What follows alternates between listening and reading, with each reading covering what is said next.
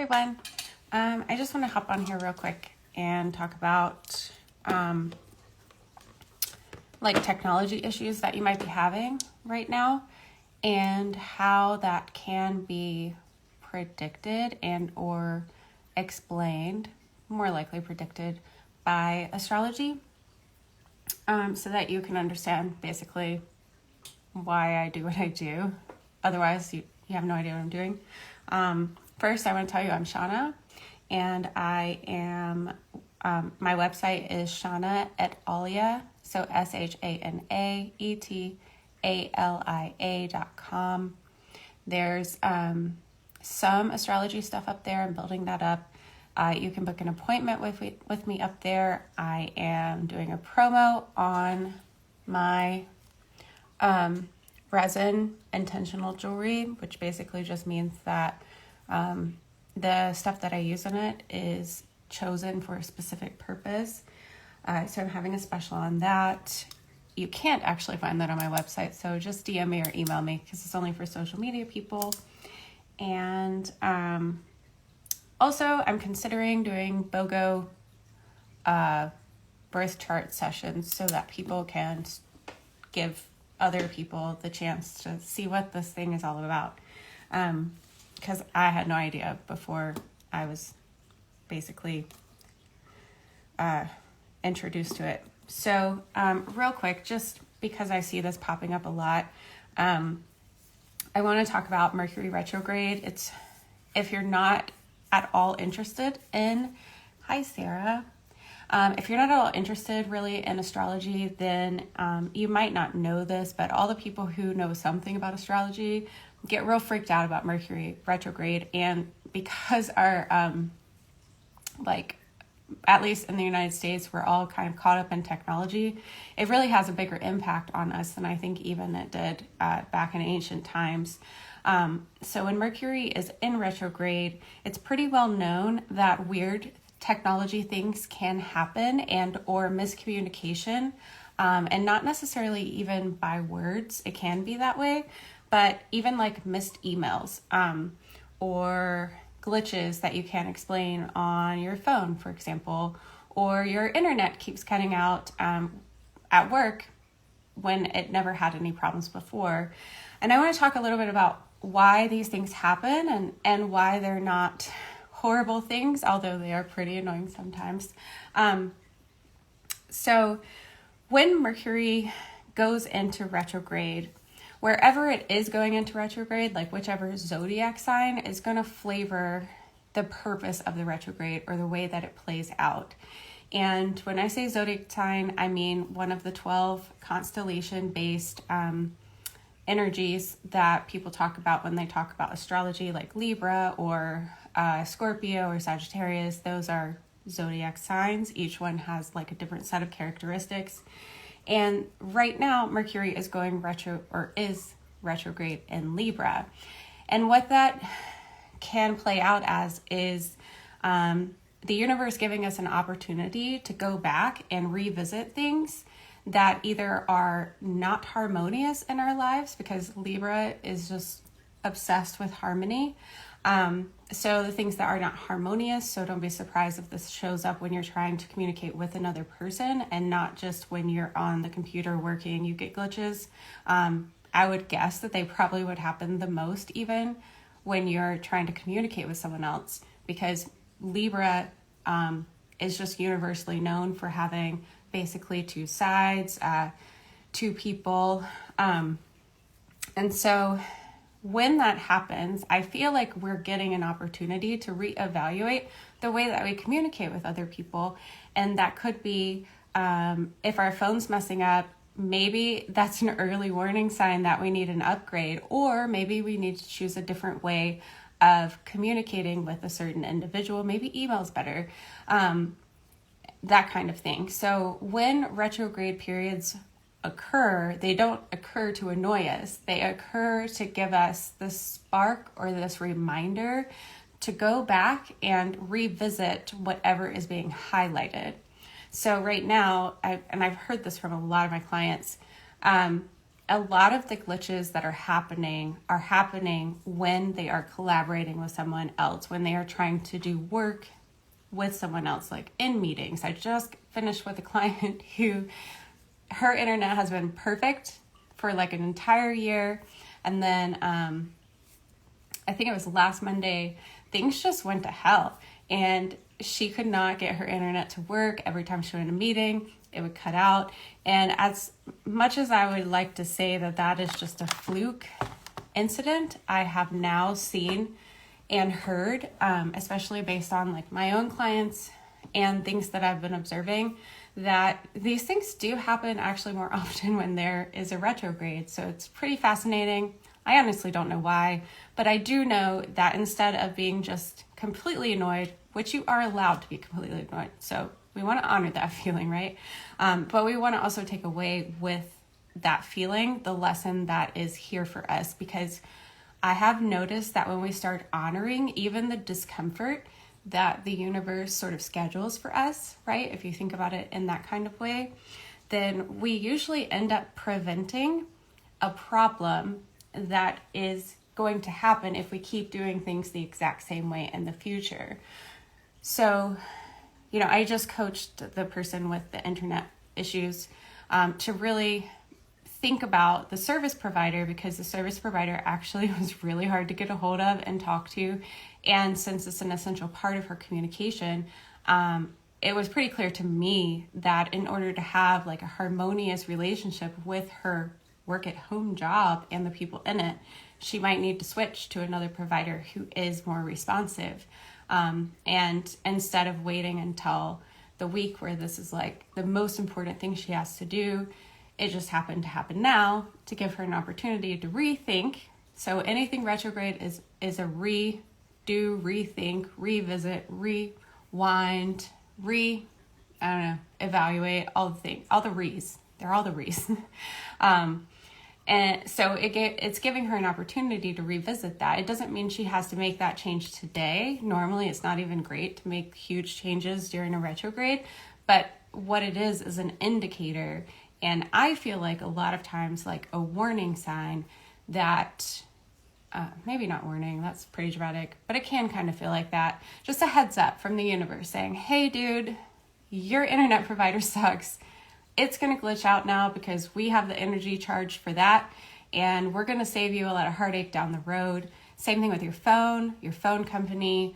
If you're having trouble with your computer, it probably won't necessarily die during the retrograde, although sometimes that happens. But you definitely, it's a cue to start looking for another computer, right? Or it's a cue to start figuring out why this glitch is happening. Same thing with communication. For some reason during retrogrades, I guess I do understand why, but I can get pretty impulsive about communication. And so I cannot tell you how many times I've sent out an email that maybe later I was like, I'm not quite sure I should have done that, but it was brave. It's always some measure of vulnerability. And usually people don't actually see the email. And when they do, it's often when the retrograde is over. And it's happened to me so many times that it cannot be ignored and it cannot be explained by anything else, in my opinion. It's replicable, right? This isn't a hard science, so I'm using that word very literally, or liberally, not literally, liberally. But just to give you kind of an example.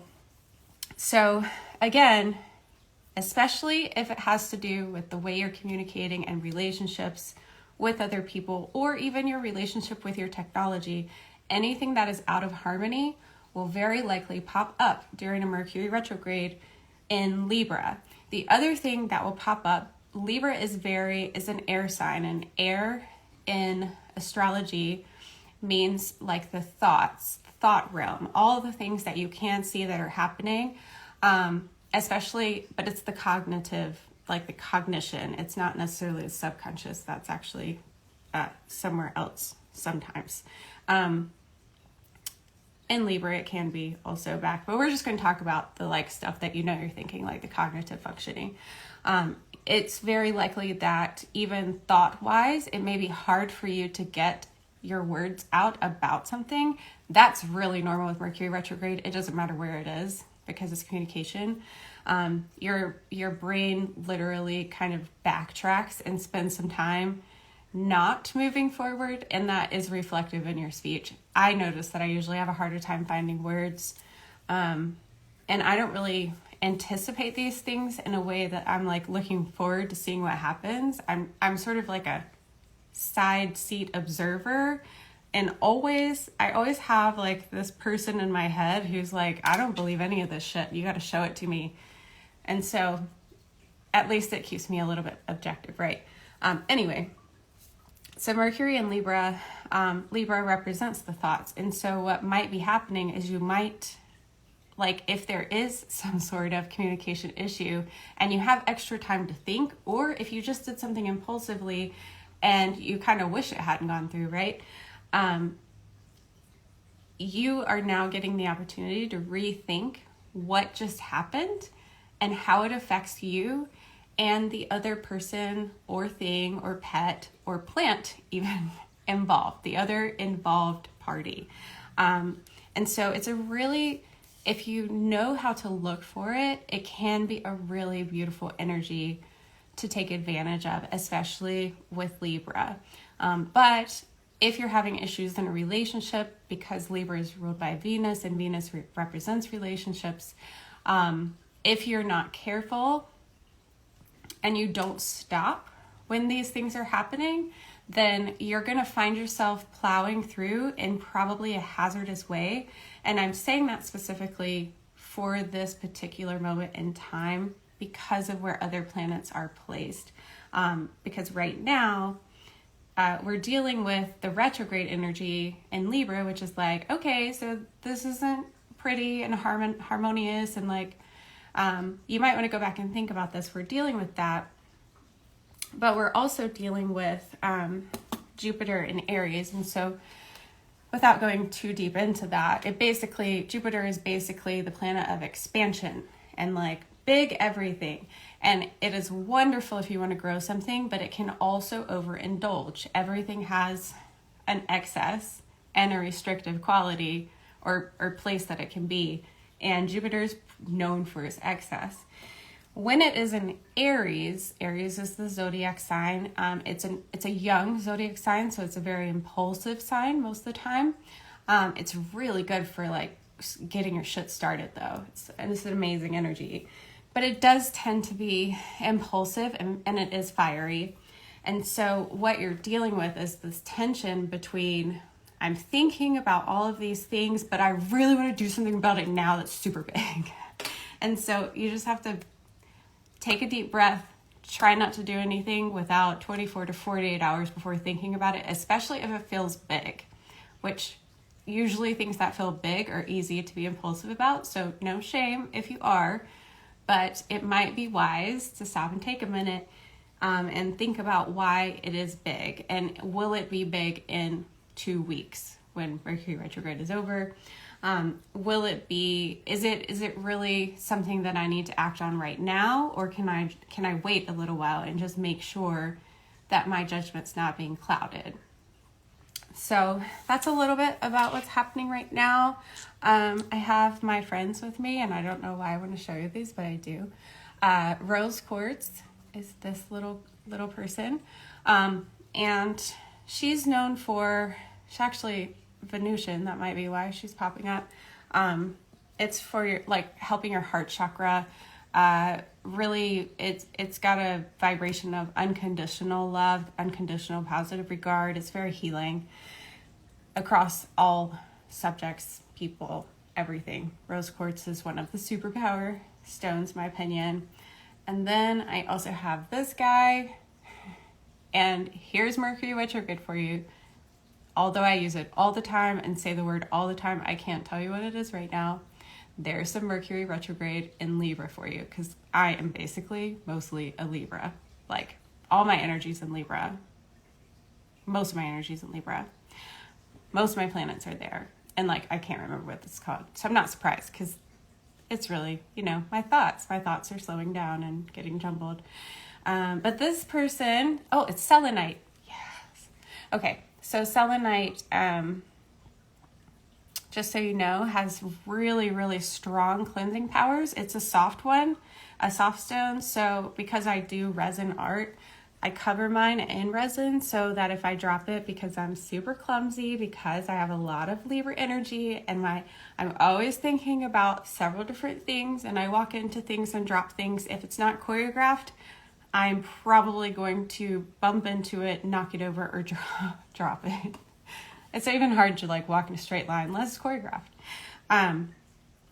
So yeah, so this guy. So if you're watching this and you're wondering what stones to check out, rose quartz and selenite.